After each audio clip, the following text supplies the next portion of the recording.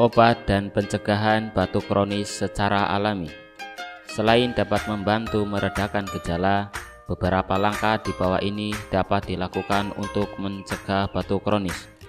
Di antaranya yang pertama yaitu 1. Jangan merokok dan hindari lingkungan perokok. Yang kedua, hindari makan berlebihan dan jangan berbaring minimal 3 jam setelah makan bila menderita refluks asam lambung. Yang ketiga, gunakan obat-obatan untuk asma sesuai dengan anjuran dokter.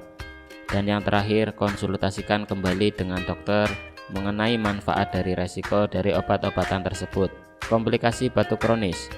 Adapun komplikasi dari batuk kronis sebaiknya segera ditangani. Batuk kronis dapat sangat mengganggu dan memicu sejumlah komplikasi sebagai berikut, yaitu suara sesak, muntah, sulit tidur, depresi, hernia mengompol, dan keretakan tulang rusuk.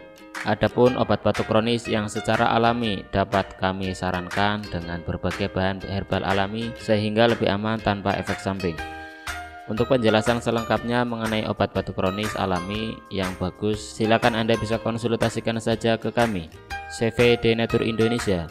Melayani keluhan batuk kronis, hubungi customer service melalui HP, SMS atau WhatsApp ke nomor Telkomsel 0813 2662 7499, Indosat 0857 2653 1027, XL 0838 4220 7639.